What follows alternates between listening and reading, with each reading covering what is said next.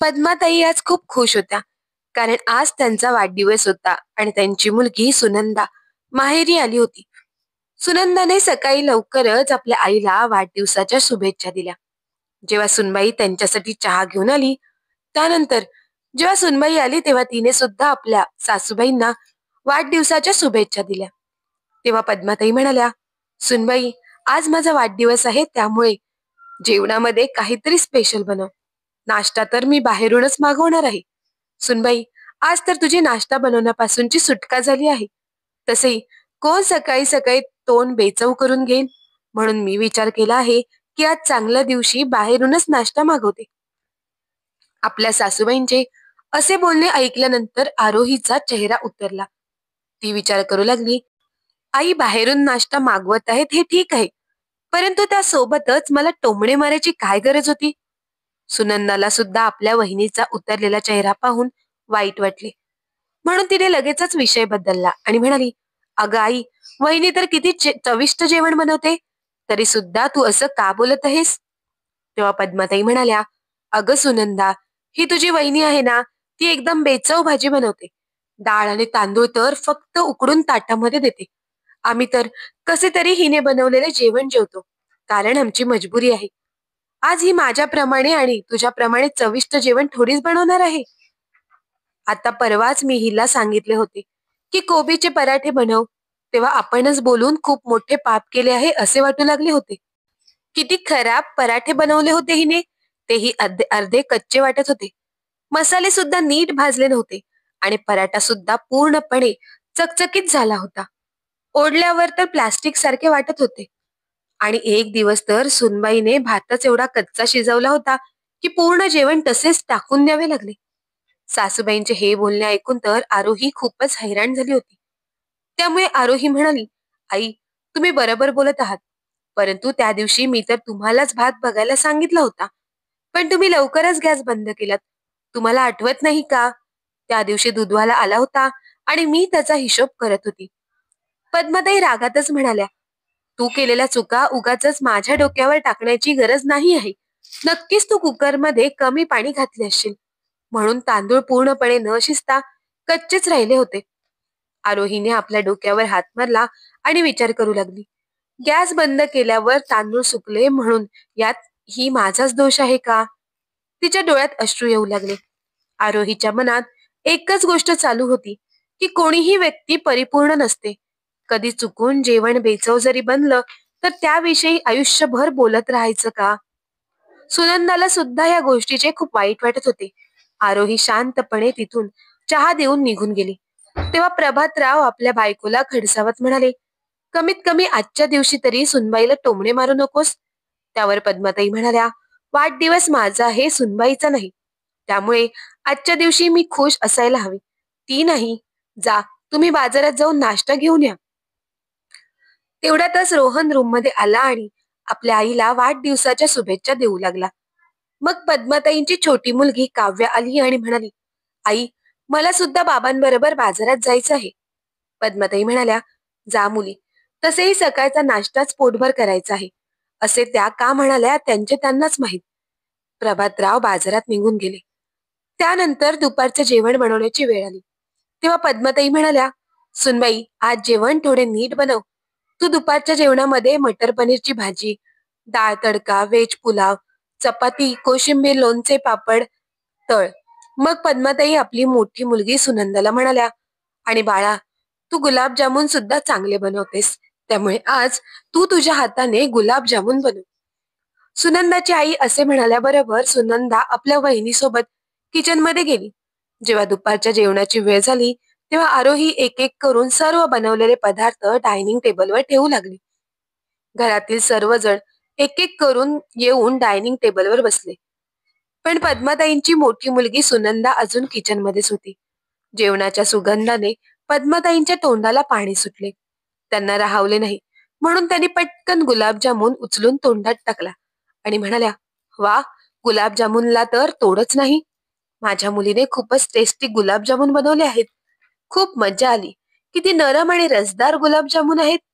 मग लगेचच त्यांनी मटर पनीरची भाजी टेस्ट करून पाहिली आणि लगेचच म्हणाल्या, सुनबाई, किती बेचव भाजी बनवली आहेस तू. अशी कशी मटार पनीरची भाजी बनवली आहेस. ना तेल दिसतंय ना मसाला. रंग पण एकदम बेरंग आहे. अगं जेवण तर मी बनवत असायची. पाहुणे तर खास माझ्या हातचं जेवण खाण्यासाठी काहीतरी कारण सांगून यायचे आणि बोटे चाटून जेवत असायचे. माझ्या मुलींना सुद्धा मी जेवण बनवण्याची खूप चांगली ट्रेनिंग दिली आहे. असे वाटते तुझ्या आईला सुद्धा तेल मसाल्याचा अंदाज नाही म्हणून तू पण तसंच जेवण बनवतेस. आज मात्र सुनबाईला सासूबाईंच्या बोलण्याचा राग किंवा रडायला येत नव्हतं. तर आरोहीला जोर जोरात हसायला येत होतं. कारण आजची भाजी तिने बनवली नव्हती तर तिच्या मोठ्या नंदने बनवली होती. त्यामुळे आरोही हसतच म्हणाली, आई, पण आजची भाजी तर. तिची सासू तिचं बोलणं मध्येच थांबवत म्हणाली, आता उगाच मला रेसिपी सांगत बसू नकोस की आई मी ह्यामध्ये खास मसाला घातला आहे. मी ही भाजी अशा पद्धतीने बनवली आहे. भाजी बेचवला बनली आहे म्हणजे बेचवच बनली आहे. तू त्यावर कोणतेही कारण देऊन भाजी चविष्ट बनणार नाही. जर तुझ्या आईने तुला योग्य पद्धतीने शिकवली असती तर आज तुझी अशी अवस्था झाली नसती. माझ्या मुली सुनंदा आणि काव्या किती चविष्ट जेवण बनवतात कारण त्यांना जेवण कसे बनवायचे ह्याची ट्रेनिंग मी दिली आहे. तेवढ्यात किचन मधून बाहेर येताना सुनंदा म्हणाली, आई, तुला आज मटर पनीरची भाजी कशी वाटली. मी बनवली आहे. हे ऐकल्यावर पद्माताई गोंधळून गेल्या आणि म्हणाल्या, तू हे काय बोलत आहेस बाळा. सुनंदा म्हणाली, हो आई, वहिनी तर म्हणत होती आज मटर पनीरची भाजी तीच बनवणार. पण मी म्हणाले की नाही, आज भाजी मी बनवते. आईला माझ्या हातचं जेवण खूपच आवडते ना. त्यामुळे आज आईच्या वाढदिवसाच्या दिवशी मी स्वतःच्या हाताने जेवण बनवून सरप्राईज देईन. पद्माताई म्हणाल्या, पण तू तर म्हणाली होतीस की मी गोडाचं बनवेन. गुलाबजामुन तर मला खूपच आवडले बाळा. तेव्हा सुनंदा म्हणाली, नाही आई, जोपर्यंत मी भाजी बनवत होती तेव्हा वहिनी म्हणाली की आज गुलाबजामुन मी बनवते. त्यामुळे गुलाबजामुन वहिनीने बनवले आहेत आणि भाजी मी बनवली आहे.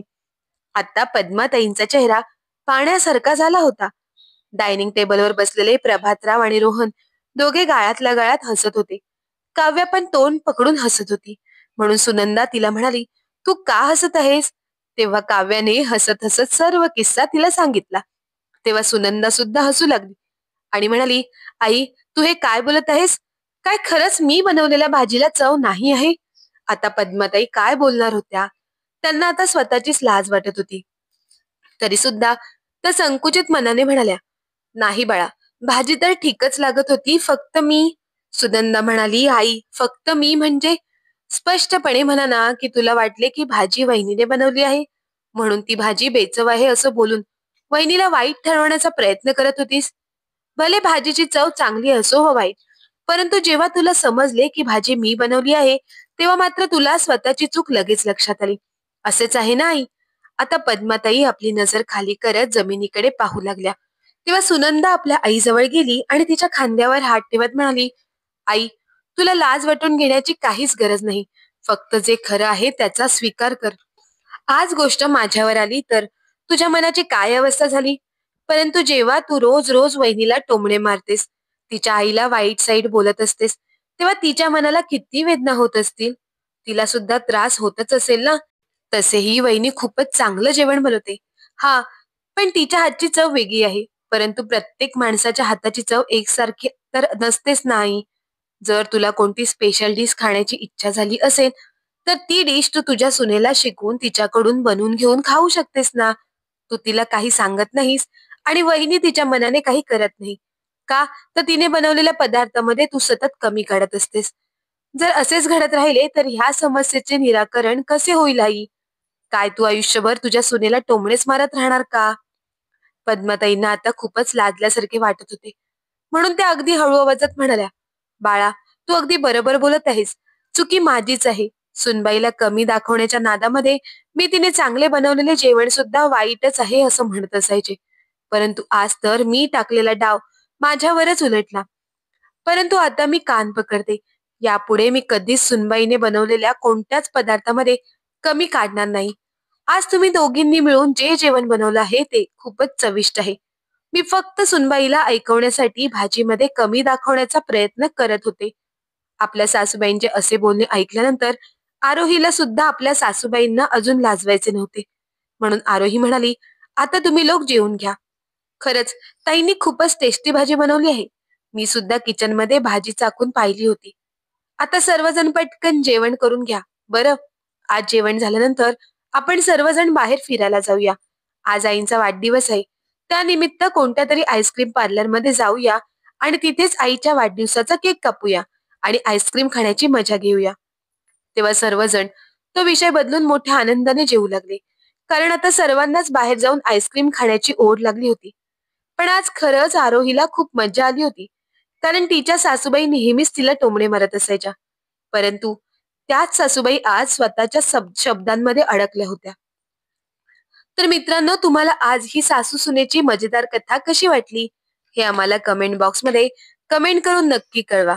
आणि जर काही कथा तुम्हाला खरंच आवडली असेल तर कथेला लाईक करा, शेअर करा आणि अशाच नवनवीन मजेदार कौटुंबिक आणि मनोरंजन कथा ऐकण्यासाठी तुम्ही अजूनही आपल्या युट्यूब चॅनलला सबस्क्राईब केलं नसेल तर मात्र सबस्क्राईब करायला विसरू नका.